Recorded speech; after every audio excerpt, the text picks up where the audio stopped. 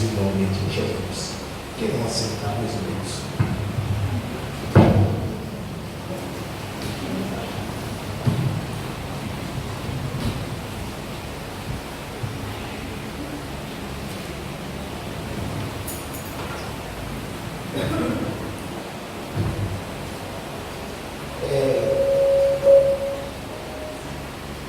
Hoje, eu acredito que a semana passada eu esqueci de avisar, hoje a gente dá início, mas não tem problema, só uma introdução, a nova apostila 7, porque pelas minhas contas, avivaram. Pelas minhas contas, a gente já teve 6 aulas sobre angiologia.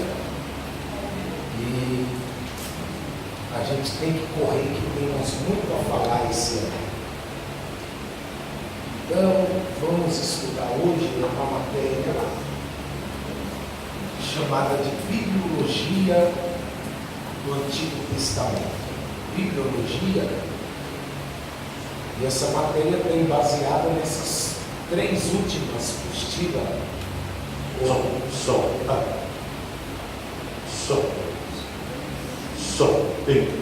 Som.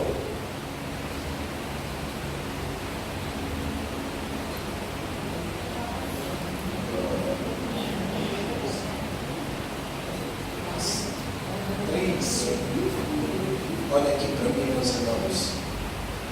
Os irmãos estão aí, meus irmãos? Nas 3 próximas apostilas, a 7ª apostila é o Pentateuco. A 8ª é os livros históricos e poéticos, e a 9ª, os profetas menores. Nessas 3 apostilas vamos estudar a bibliologia do Antigo Testamento, pois o Antigo Testamento é composto por 39 livros, e esses 39 livros estão divididos entre o Pentateuco, livros históricos e poéticos, e os profetas maiores e menores. E nessa aula introdutória vamos estudar o Pentateuco. Essas 3 apostilas eu quero estudar cada uma delas apenas em 2 aulas. Não é necessário nos deter muito dentro de cada uma delas, porque são um assunto bastante básico, mas é necessário que venhamos estudar. Então hoje vamos falar sobre o Pentateuco. Pentateuco.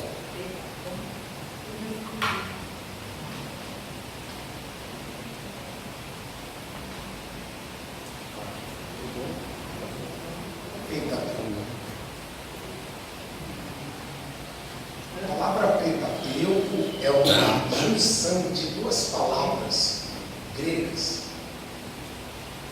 A primeira é penta,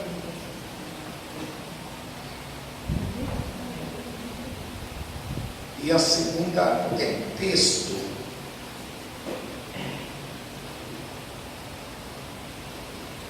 Então, Pentateuco é Pentateus, ajuntando essas 2 palavras, forma a palavra Pentateuco.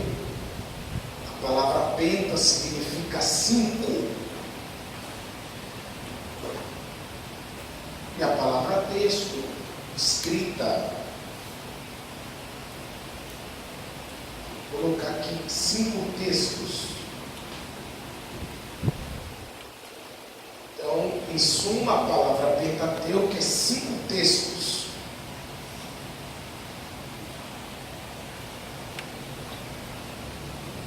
Pergunta para mim, o que é isso? É os 5 primeiros livros da Bíblia formam o Pentateuco. Alguém sabe de cor? Sem ler, senão não vai. Gênesis, Levítico, Número. Olha aí. Então é composto por esses 5 primeiros livros: Gênesis, Êxodos, Levítico, Números e Deuteronômio. Destes 5 primeiros livros da Bíblia, vamos aplicar os 5 primeiros livros do Antigo Testamento. Eles funcionam como, vou colocar assim, uma locomotiva de trem. Só que essa locomotiva ela não puxa, ela empurra. Por quê? Os 5 primeiros livros da Bíblia, eles empurram os outros livros do Antigo Testamento. E quando eu digo Antigo Testamento, é bom até corrigir uma pronúncia, é errado falar Velho Testamento, viu, irmãos? Velho Testamento, Antigo. Que velho? Velho já passou, não produz mais. Agora, antigo é porque é uma expressão melhor. Então, os 5 primeiros livros da Bíblia são a locomotiva que empurra os 34 livros restantes do Antigo Testamento. Os 5 primeiros livros também é tido como uma estrutura, um esqueleto. É impossível você ter uma nítida compreensão dos outros 34 livros do Antigo Testamento se você não souber pelo menos o básico do Pentateuco. Por quê? Os outros livros do Antigo Testamento têm a sua base no Pentateuco. Por exemplo, se você não lê o Pentateuco, você vai encontrar nos outros livros falando da nação de Israel. Aí você vai encontrar sobre a nação de Israel. Se você não tem uma noção do Pentateuco, você vai ficar meio perdido. Quem é Israel? De onde veio? Porque é no Pentateuco que a Bíblia fala a história do surgimento, do crescimento da nação de Israel. Você vai ler nos outros livros sobre Abraão, Isaque e Jacó, como os profetas. E se você não tiver o conhecimento do Pentateuco, você fica boiando quem é. Você vai ler principalmente em Salmos, muito sobre Deus se manifestando para livrar Israel do Egito, conduzindo Israel pelo deserto. E se você não tiver o conhecimento do Pentateuco, vocês estão entendendo isso que eu quero dizer, irmãos? Da arca, a glória, o sangue, é muita coisa. E da mesma forma, futuramente nós vamos estudar a bibliologia do Novo Testamento. Da mesma forma, é os 5 primeiros livros do Novo Testamento. Mateus, Marcos, Lucas, João e Atos. Diga comigo, Mateus, Marcos, Lucas, João e Atos. É o Pentateuco do Novo Testamento. Se você não tiver um conhecimento dos evangelhos, dos Atos dos Apóstolos, você vai ler os outros livros do Novo Testamento, não vai ter lógica, você não vai ter uma compreensão, porque os 5 primeiros é a base para o restante dos livros. Vocês estão aí, meus irmãos? Glória. Inclusive, tem uma semelhança muito espetacular sobre os 5 primeiros livros do Antigo Testamento e os 5 primeiros do Novo. Quem quer saber, diga amém. Amém. Por exemplo, os 5 primeiros livros do Novo Testamento, que é o Pentateuco, fala acerca do nascimento sobrenatural do primeiro homem, Adão. Quando eu digo sobrenatural, é que ele não nasceu de forma natural no relacionamento do homem e da mulher. Ele nasceu de forma sobrenatural. Os 5 primeiros livros do Novo Testamento, nós encontramos o segundo Adão, que é Cristo, que também não nasce de forma natural, nasce de forma sobrenatural, porque Maria não teve um relacionamento com o homem. No Pentateuco, você encontra Deus formando uma mulher. Nos 5 primeiros livros do Novo Testamento, você encontra Deus formando a igreja. Glória. Aleluia. No Pentateuco, você encontra Adão dormindo para Deus formar a mulher. Quem lembra disso? Nos 5 primeiros livros do Novo Testamento, você encontra Cristo dormindo o sono da morte para Deus formar a igreja. O Adão dormiu e não ficou dormindo para sempre. Deus despertou o Adão do profundo sono. Isso no Pentateuco. Nos 5 primeiros livros do Novo Testamento, Cristo dorme o sono da morte, mas não fica dormindo para sempre, porque Deus o despertou e o ressuscitou ao terceiro dia. Então no Pentateuco, irmãos, você encontra Deus chamando pessoas para uma função, uma missão específica, como chamou Abraão, Isaac, Jacó, Moisés, Arão e outros.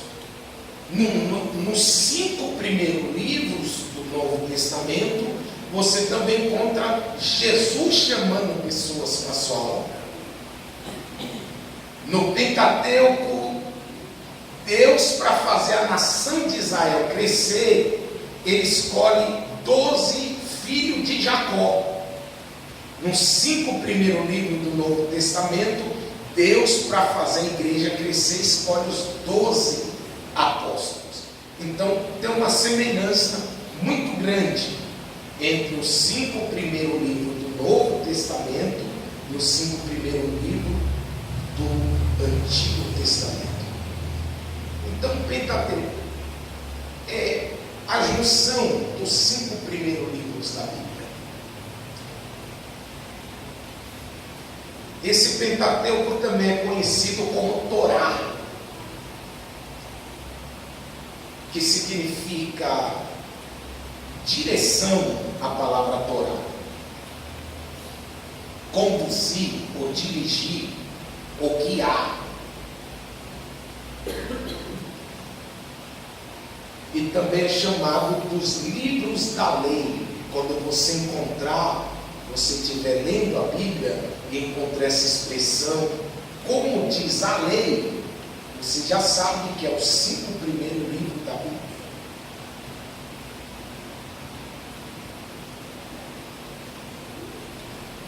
Glória a Deus.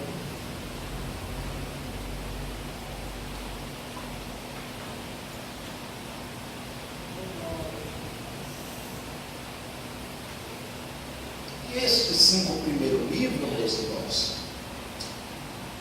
foram escritos por Moisés. Diga comigo, que parece que os irmãos estão meio com sono. Diga Moisés. Moisés. Foram escritos por Moisés.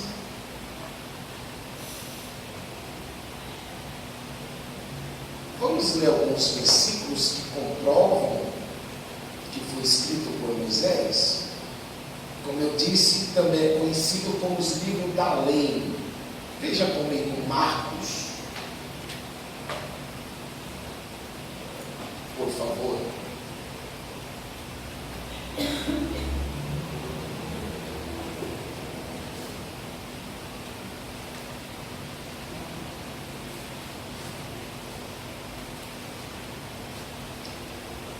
Marcos 12.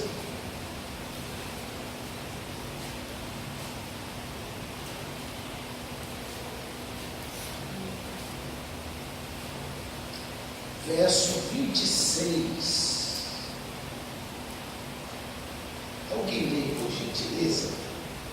E acerca dos mortos que houverem de ressuscitar, não tendes lido no livro de Moisés, como Deus lhe falou na sarça, dizendo: Eu sou o Deus de Abraão, o Deus de Isaque e o Deus de Jacó.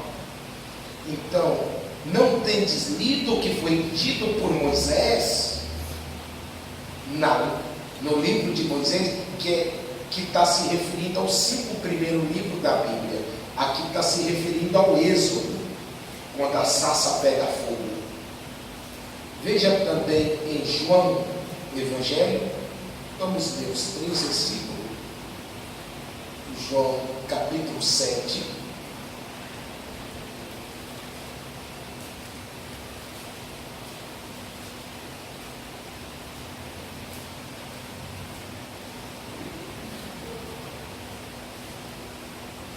João 7, verso de número 19. Alguém lê? Não vos deu Moisés a lei, e nenhum de vós observa a lei. Por que procurais a carne? Então, Jesus está falando, não vos deu Moisés a lei? E essa lei é composta pelos 5 primeiros livros da Bíblia, a saber, o Pentateuco. Aí tem João ainda, só virar a página, João 8, a mulher adúltera, né? Também fala também. João 8, deixa eu achar um versículo para a gente ler diretamente. Verso 5. Quem pode ler? E na lei nos mandou Moisés que os tais sejam apedrejados por coisas fictícias. Então a lei é os 5 primeiros. Então toda vez que você lê na Bíblia a lei de Moisés, foi dito por Moisés, você tem que ter em mente que a Bíblia está se referindo é sobre o Pentateuco, que é os livros da lei. Então aqui, irmãos, no João 8, trouxeram a mulher e disseram, ela foi pega em pleno ato do adultério. E a lei de Moisés diz que as tais sejam apedrejadas. Só que ele estava querendo inverter o negócio. Pergunta por quê? A lei de Moisés não dizia as tais sejam apedrejadas. A lei de Moisés dizia sejam ambos apedrejados. Ambos. Se ela foi pega em pleno ato do adultério, pleno ato, é com a mão na botija. Vocês estão entendendo o que eu quero dizer? Pleno ato ela foi pega. Perceba aqui. Vamos ler. Verso 4. E pondo-a no meio, disseram, mestre, essa mulher foi apanhada em pleno ato adulterando. Então ela foi pega no ato, destruindo algum casamento.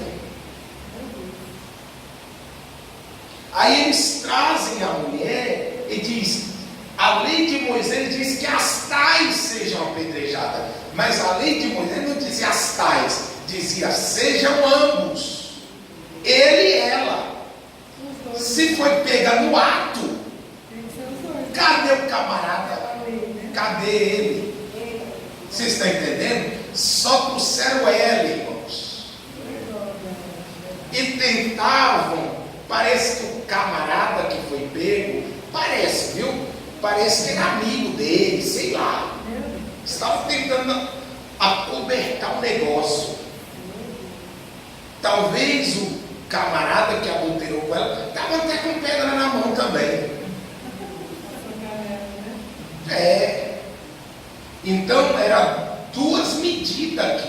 Ao invés de cobrar dos 2, estava cobrando só de um. Aí Jesus percebeu isso e falou, quem não tem pecado tira a primeira pedra. Tipo assim, ele está querendo dizer, e o camarada que vocês estão acobertando?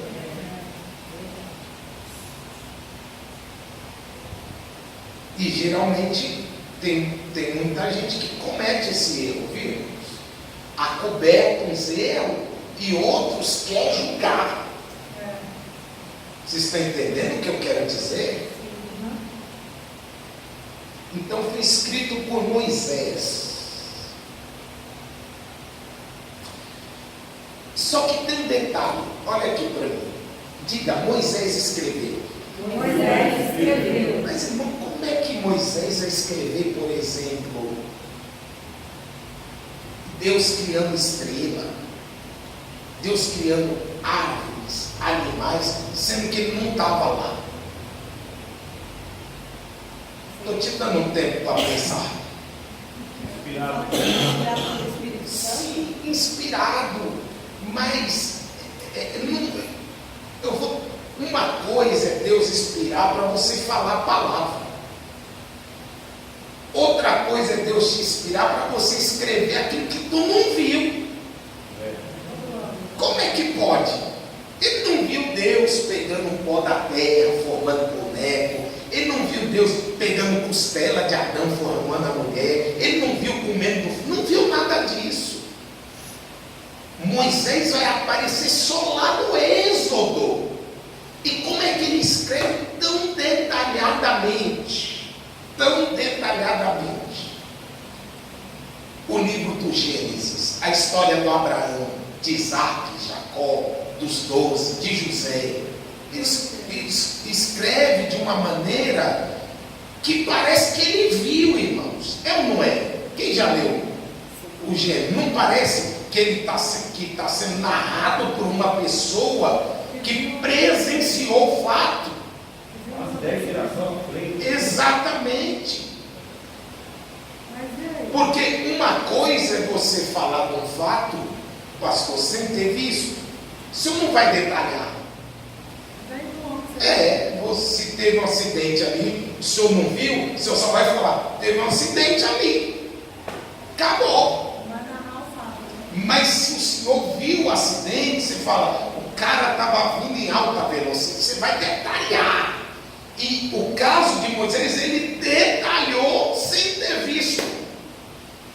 E quem quer saber por quê? Como Moisés descobriu os detalhes? Vocês querem saber, meus irmãos? Deixa que a Bíblia fala, para você não achar que eu estou inventando coisa. Gênesis 7, ou melhor, Atos 7. Não vai se assustar com o que você vai ler agora, hein? Tem inspiração, mas tem inspiração divina, mas tem mais uma ajudinha.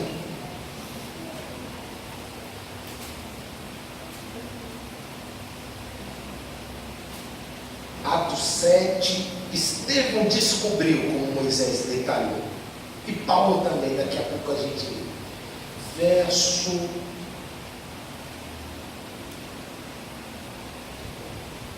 53. Liga para mim alguém com voz assim, com vontade, viu? Com vontade. Vós que recebeste a lei por ordenação dos anjos e não aguardastes. Então o texto está falando que a lei foi dada por quem, irmãos? Não, diga melhor, por quem? Dá um grito aí, por quem? Então o texto está falando que Moisés ficou 40 dias, 40 noites no monte. E os anjos, Moisés não estava na criação, mas os anjos estavam, não, irmãos? Moisés não estava na chamada de Abraão, mas algum anjo estava ou não, irmãos?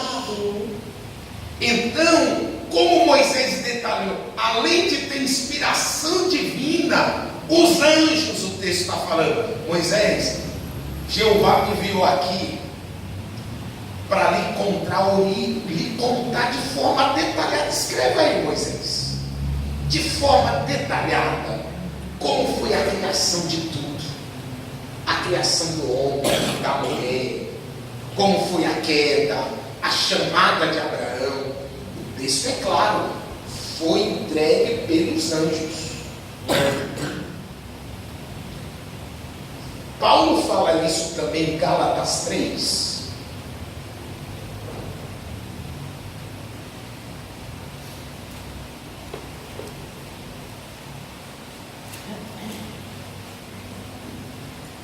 Pessoal, eu estou preparando vocês para o que vai vir, meus irmãos.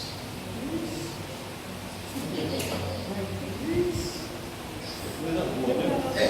Estou preparando. Gálatas 3.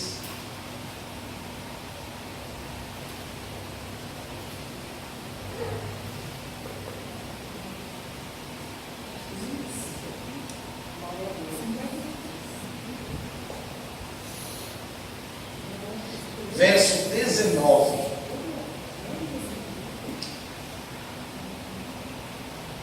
Se os irmãos quiserem participar da aula, vai ajudar muito lendo. Logo, para que é a lei, foi ordenada por causa das transgressões, até que viesse a posteridade a quem a promessa tinha sido feita, e foi posta pelos anjos na mão do Rio de Janeiro. Então está falando da lei que foi imposta pelos anjos, ou seja, ditada pelos anjos, a um medianeiro, a um mediador que era Moisés. Paulo também descobriu o segredo. Que os anjos ditaram a lei para esse mediador chamado Moisés. Está claro até aqui, irmãos?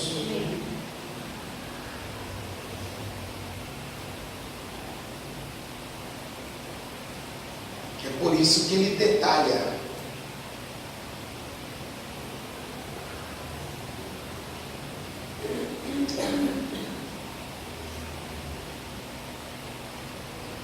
Então, esses 5 primeiros a gente vai estudar de forma bem breve, viu? A ideia de cada um dos 5 primeiros livros da Bíblia. Então, o primeiro livro é Gênesis. Se você puder, abra em Gênesis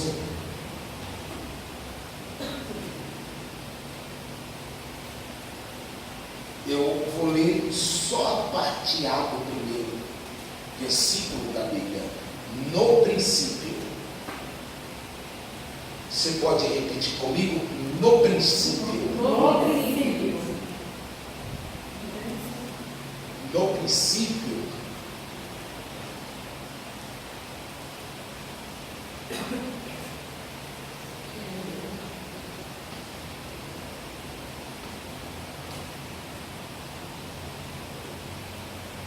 Essa palavra que aparece no original, Bereshit,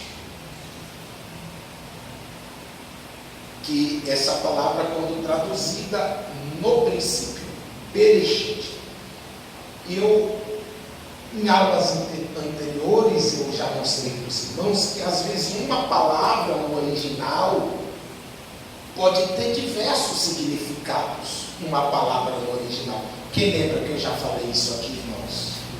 Vocês lembram? Como, por exemplo, quando Jesus grita, está consumado no Calvário, ele grita a palavra tetelestai.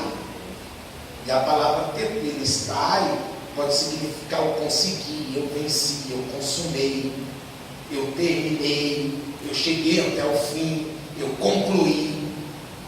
E também está consumado.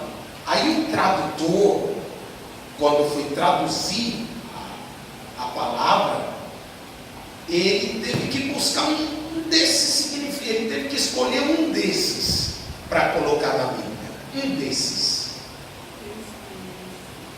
E aqui, Bereshit, o tradutor achou por bem colocar no princípio, que é a forma mais correta que ele achou, o significado mais próximo.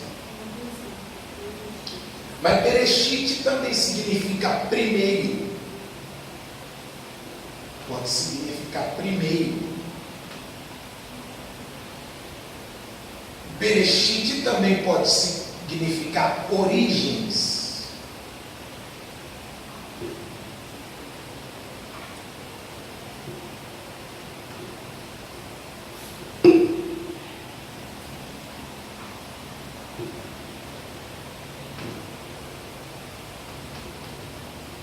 Bereshit também pode significar, ou poderia ser traduzido para fonte, que é o começo de um rio, né? Fonte. E também o princípio.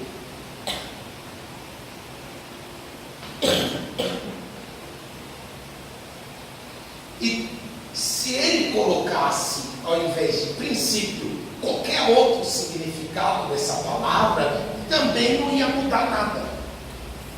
Também ia ter o mesmo sentido.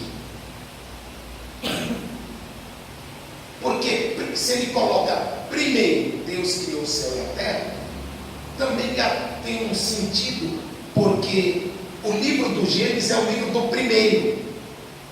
Diga, o livro do primeiro. O livro do primeiro. Em Gênesis você vai ter o primeiro homem, a primeira mulher, o primeiro pecado, o primeiro homicídio. Vocês estão aí ou não? A primeira possessão demoníaca possuiu o corpo da serpente, o Satanás. Primeira sentença, primeiro casamento, primeiro filho, primeira morte, primeira promessa, primeira inveja, primeira guerra, e aí vai. Primeiro. Então não estaria errado. E se ele coloca origens, que também é um outro significado para Bereshit, também seria coerente, que ele ia falar, essas são a origem dos céus e da terra. Exatamente, que é o livro que relata as origens, a origem do céu, a origem da terra, o começo. Exatamente. E se ele coloca a fonte, essas são as fontes da criação. Exatamente, também não estaria errado também. Porque a fonte do céu, da terra, tudo que existe, irmão, não é o Big Bang. A fonte de tudo é Deus. Glória, glória. Aleluia, glória a Deus. A fonte da humanidade não é a evolução, que você era um macaco, aí foi se evoluindo até se tornar humano. Até porque se isso fosse a verdade, até hoje os macacos, a pessoa ia nascer um macaquinho, ia ser evoluindo. Mas antes de eu estudar os livros da Bíblia, eu era lá do outro lado, eu achava que nós viemos do macaco. Porque a criação que os nossos pais falavam, que nós éramos originados dos macacos. E foi a transformação do tempo que nós fomos melhorando. E agora eu vejo que não é, né? Não tem muita coerência, né? Não tem lógica. É mais fácil crer na Bíblia do que crer nesse negócio, né, irmão? É mais fácil crer na Bíblia. Hoje sim, né? E é o princípio também, que é o começo. Mas a palavra princípio, irmãos, a palavra princípio,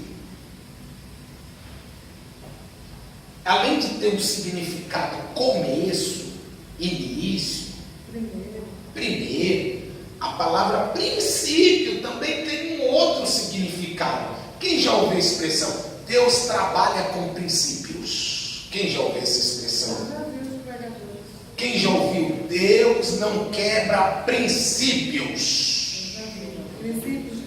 Então Gênesis, no princípio, não está querendo dizer só a respeito do começo de tudo. Gênesis também fala dos princípios que Deus trabalha. E qual é o outro significado da palavra princípio? A palavra princípio significa uma pessoa cumprir uma regra, cumprir uma obrigação para que ela possa desfrutar de algum benefício. Por exemplo, para você pegar o seu salário, o salário é o benefício, você tem que cumprir a regra de trabalhar. função, você faz uma coisa para desfrutar de um benefício. Igual Isso é os princípio. aposentados, né? Os aposentados trabalharam, hoje né? Esse é o benefício. Sim, então princípio é regra. Diga comigo, princípio é regra Princípio é regra. que produz benefícios. Então o livro de Gênesis, irmãos, está recheado, mas recheado de princípios. Eu vou mencionar pelo menos uns 5. Não dá para falar tudo, porque eu quero falar do Êxodo ainda hoje. Aleluia.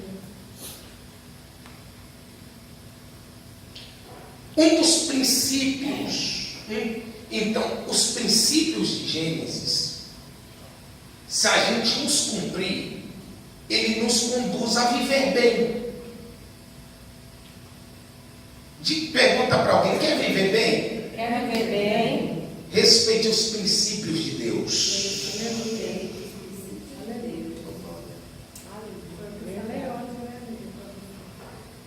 Não está na Bíblia, se você quiser ver. Então, pastor, dá para você montar a mensagem só nessa frase, viu, pregador? No princípio.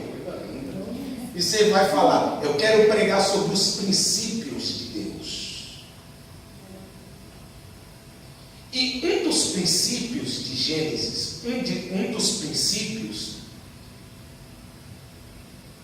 é o princípio da obediência. É o primeiro? É o primeiro.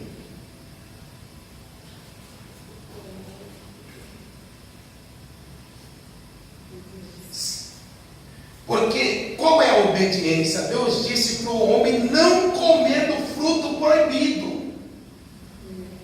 Se ele respeitasse ou praticasse esse princípio, até hoje, irmãos, ele estava vivendo bem ou não? Sim. Então ele vivia bem enquanto ele praticava esse princípio. Não vou comer. Vivia bem. Nem suava, olha para isso. Obediência, né? Não sentia dor, frio, calor. Então ele vivia uma vida abundante, uma vida perfeita, enquanto ele cumpria esse princípio. Mas foi ele quebrar o princípio e a desgraça veio.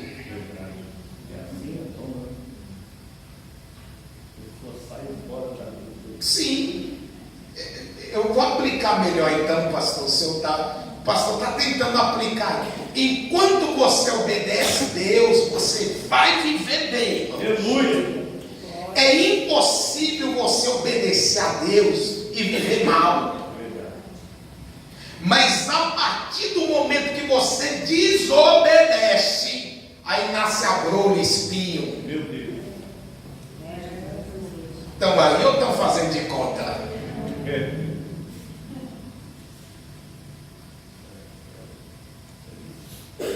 Um outro princípio em Gênesis é o princípio, eu estou procurando um nome aqui para princípio do matrimônio.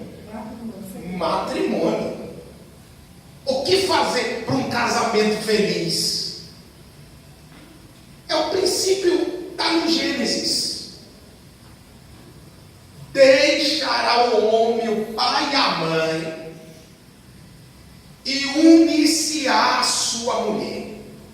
Então, é 2 regras. Pergunta para mim, qual é a primeira? Qual é a primeira? Deixar pai e mãe. Porque tem gente que casa e quer morar junto com o pai no fundo da casa. Um puxadinho. Um puxadinho, irmãos. E se você faz isso, é a Bíblia, não sou eu.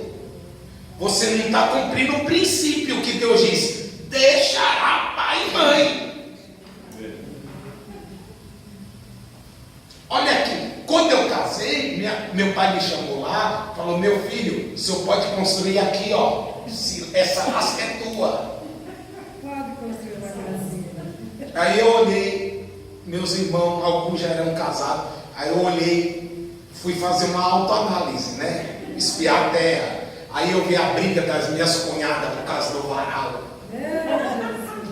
Eu vi a briga dos meus irmãos em dividir as contas, irmãos. Um dizia, eu não gastei tudo isso porque eu trabalho o dia todo. O outro dizia, não é justo eu pagar por você. Eu olhei e falei, tô fora. Deixei pai e mãe e fui morar de aluguel. Hoje eu tenho minha casa própria. Glória. Meus irmãos estão lá no quintal de papai até hoje. Porque se acomodou e não cumpriu o princípio de Deus. A maioria dos meus irmãos divorciou. Filho em droga. Porque não tem como ter a bênção de Deus no matrimônio se você não cumpre princípios. Eu acho que está sobrando para alguém isso aí. E outros não ora no fundo da casa de papai e de mamãe, mas qualquer briguinha está lá. Qualquer briguinha faz as malas e vai. E homem também não é só mulher não, viu, irmãos? E esses que casam, separam e voltam. Isso, lá em casa não volta, já falei para eles. Irmão, não tem como. Um casamento feliz é um casamento que pai e mãe não botam a colher. A sogra tem má fama por causa disso. Porque Pedro, você sabe por que Pedro negou Jesus 3 vezes? Jesus curou a sogra dele de febre. Vocês nunca leram isso? Que a bichinha está quase morrendo de febre. Jesus chegou lá e curou ela. Pedro olhou e falou, pode deixar que lá na frente eu dou o troco.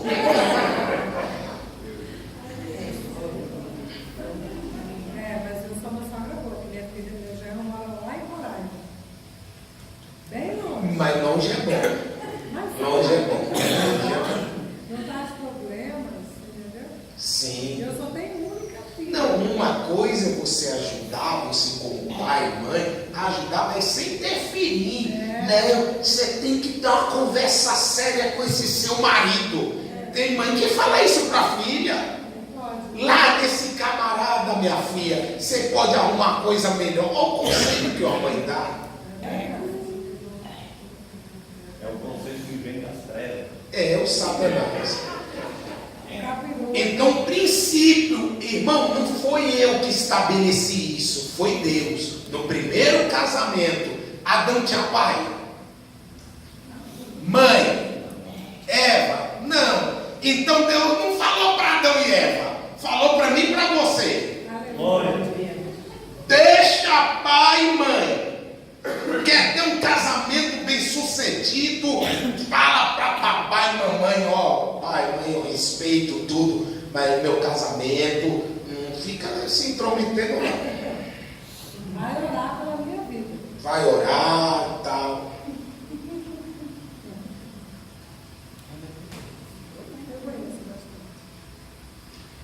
E no casamento ainda, viu? Deixará pai e mãe, se unirá à sua.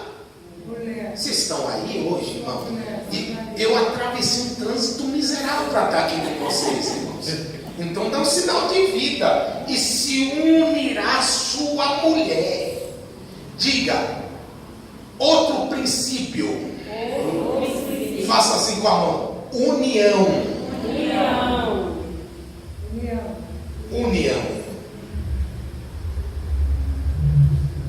Casou, não é mais um. Ou melhor, não é mais dois. Casou não é mais uma, é um só. Um só corpo, um só carne, um só espírito. Um só. Não tem esse negócio, salário é meu. Vocês estão aí? Muitos casamentos têm naufragado por isso, a divisão. O salário é nosso. Tem mulher que não sabe nem quanto o marido ganha. Sim. Sim, mas tem mulher também que pisa no marido que ganha mais que ele. É. Eu conheço. Quem ganha mais? Aí pisa no coitado. Então a união, irmão, não tem mais negócio, dois salários. Ajunta os dois e forma um salário.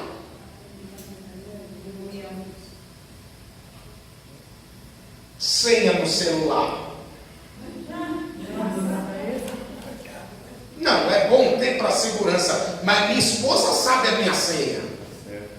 Graças, assim, não tem problema se ela mexer, mas eu nunca vi ela pelo menos fuçando lá, a não ser se fuçando escondida, mas não acha nadinha.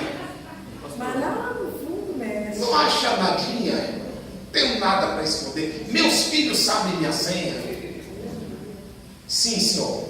Uma coisa que eu achei interessante no começo de Gênesis, Deus quando cria o homem, ele sopra o fôlego de vida sobre o homem. Mas quando Deus cria a mulher, Deus leva a mulher até Adão, mas não sopra o fôlego de vida na mulher, somente forma ela. Só forma. É que nem ela falou agora, que quando se casa, se O torna um sopro. só. O sopro dele automaticamente vai para ela. É Vocês não vão falar nada, irmãos? forte.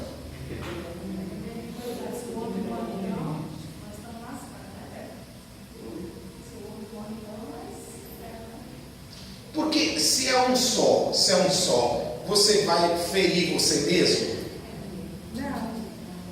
Então, se você tem a visão que é um só,